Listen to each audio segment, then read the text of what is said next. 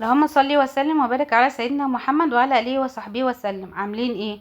يا رب تكونوا بخير. جايلكم النهارده بقى بصينيه نجريسكو روعه. مش عايزه احكي لكم على جمالها يا جماعه. لما كنت بطلع اوردرات قبل كده كانت اكتر حاجه بتطلب مني هي والمحشي والحمام. عايزه اقول لكم من غير جبنه موتزاريلا خالص. هقولك ازاي تطلعي احلى صينيه نجريسكو واحلى ما بناكلها من بره كمان، مع انها سهله وبسيطه خالص.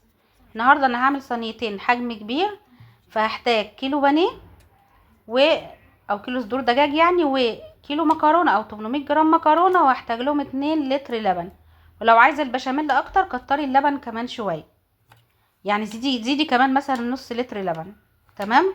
طبعا انا غاسله الفراخ قبل ما تدخل الفريزر وتتجمد، مجمداها نص تجميده كده عشان اعرف اقطعها، يبقى تقطيعها سهل عليا.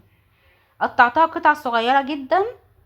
ماشي. وبعد كده هسيبها بقى في مصفى، هغسلها بعد ما قطعتها برضو بعد ما طلعت من الفريزر. هغسلها تاني من الملح والدقيق والليمون، وهسيبها تتصفى في مصفى كده ساعة، عشان دي تركة مهمة جدا وهتفرق معاكي. اسمعي مني بس، اسراري كلها مش بخبيها عليكي اقسم بالله. ما تنسيش بقى تحطي لايك واشتركي في القناه عشان بقولك على كل حاجه، اسرار شغلي واسرار مطبخي. طب هتبلها بايه؟ ملح وفلفل اسود وبابريكا بس كده. والله بس كده.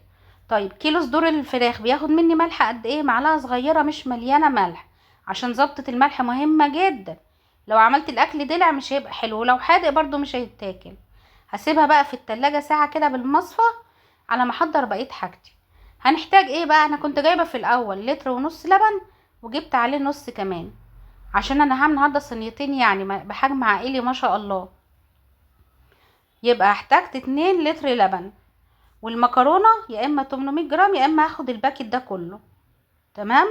والصدور الدجاج هحتاج كيلو. محضره نص كوبايه دقيق، ولو لقيتي البشاميل خفيف معاكي ضيفي كمان نص معلقه كبيره او معلقه صغيره دقيق.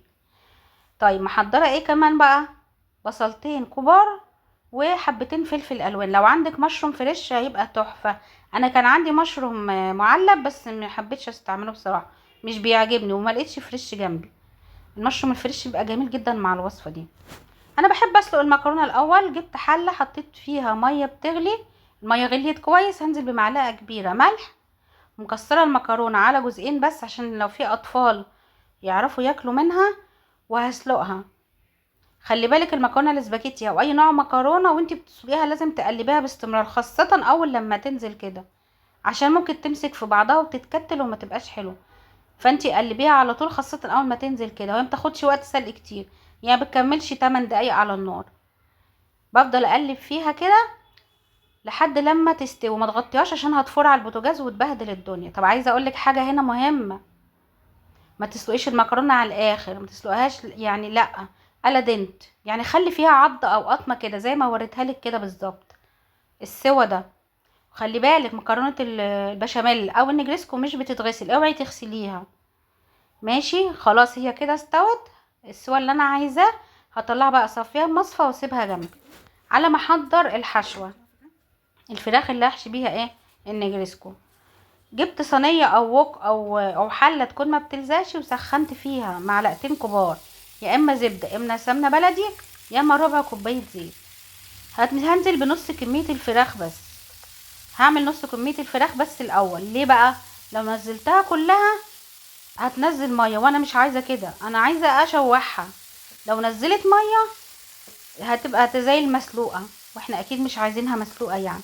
التركه دي مهمه جدا ومحدش بيقولك عليها غيري، واقسم بالله ما بخبي عليكي اي حاجه. اسرار شغلي ومطبخي كلها بقولها لك في الفيديوهات بتاعتي. بس يا ستي عملت نص الكميه وابتدي اقلبها كده على نار عاليه. الطاسه سخنه جدا والماده الدهنيه سخنه، والنار تكون عاليه ما توطيش النار. بصي بقى الشطره، ما جابتش ولا نقطه ميه. انا عايزه اشوحها اصلا ما تاخدش سوا، ما بتكملش 3 دقايق على النار وبتكون جاهزه. ما نزلتش ولا نقطه ميه. للناس اللي بتقولوا نعمل زي المطاعم، واقسم بالله ده احنا بنعمل احلى من المطاعم مليون مره. هما بيغسلوا الفراخ 100 مره زي ما احنا بنغسلها، اكيد احنا بنعمل احسن يعني. غيرش بس شويه هما يا جبنه الموتزاريلا الصغيرين بيحطوا لك على الوش وخلاص، احنا بنعمل احسن بكتير. نزلت ببقيه الكميه بقى. كان في حد طالب مني شريحه دجاج كده سليمه، سبتها له سليمه، وهحمرها او هشوحها بنفس الطريقه. الشطاره انك ما تخليش الفراخ تنزل ميه نهائي، على نار عاليه جدا، والطاسه او الوك تكون سخنه جدا، وتشويحه تشويحتين خلاص بتكون جاهزه. بعد كده بقى هنزل بالبصل جوليان، قطعت البصل كده جوانح او جوليان، وهبتدي اشوحه.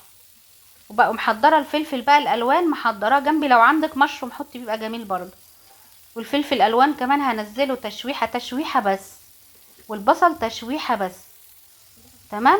انا كنت حاطه على البصل شويه فلفل، لكن كل حاجه عليها ملح، مش محتاجين ملح زياده. انا كنت حاطه على البصل بس عشان ركنته جنبي 5 دقايق، حطيت له شويه فلفل اسود مش اكتر من كده. شوحت البصل والفلفل الجوليان، الفلفل الالوان قصدي، معلش. هنزل بقى بايه، بصدور الفراخ كلها اللي استوت، وهقلبهم تقليبه كلهم مع بعض، بحيث كله ياخد من طعم بعضه. النكهه بقى بتبقى تحفه. عايزه اقول لكم انت لو اكلتيها للولاد كده من غير مكرونه ومن غير اي حاجه، انا ولادي بيعشقوها. تمام كده خلاص، تعتبر الفراخ جاهزه معانا علشان نجهز البشاميل بتاعنا، اللي هو اهم حاجه في الموضوع ده كله البشاميل. جبت بقى حله سخنتها وفيها ربع كوبايه سمنه او زبده او زيت، اي حاجه. طبعا انا عشان بعمل صينيتين فمكتره المقادير شويه. بالنسبه للدقيق بتاع البشاميل، الصينيه الكبيره اللي انا وريتها لك في اول فيديو، انا عامله صينيتين، انا عامله منها 2، فاحتجت 6 معالق دقيق. هقول لك حاجه، لتر اللبن وكيس مكرونه صغير، لتر لبن وكيس مكرونه صغير ونص كيلو بانيه يعمل لنا صينيه صغيره. لكن انا هنا مضاعفه الكميه، فبالتالي لتر اللبن بياخد 3 معالق دقيق و3 معالق زبده او سمنه، وكيس صغير مكرونه ونص كيلو بانيه او نص كيلو لحمه مفرومه في البشاميل. ابتدي قلبي فيها كده، الدقيق يبقى خد لون اشقر كده وجميل. ابتدي بقى قلبي وانزلي باللبن. معلش انا كنت عايزه اقول لك بس مقادير البشاميل عشان ما تغلطيش وتتوهي مني. ما حطيتش حاجه غير ان هو معلقه قشطه ونص معلقه صغيره ملح وشويه فلفل اسود على البشاميل. لو عندك رشه جوز الطيب حطي، انا عندي رشه والله بس ما رضيتش احط، انا عندي جوز الطيب اصلا بس ما رضيتش احط. اعملي بقى الطبقات بتاعتك يا ستي، طبقه مكرونه، طبقه بشاميل، طبقه دجاج. وانتي وخلي بالك بقى ممكن تلاقي البشاميل تقل منك. انا كنت عاملاه قوامه حلو ما كانش تقيل، بس لما سبته جنبي شويه لقيته تقل. طب هخففه بايه؟ يا اما شويه لبن يا اما ميه من سلق المكرونه، اي حاجه من الاتنين دول. المهم ان قوام البشاميل يكون مظبوط معاكي، مش خفيف قوي مش تقيل قوي. طب ايه اللي بيتحكم في قوام البشاميل؟ انه خفيف او تقيل، كميه الدقيق.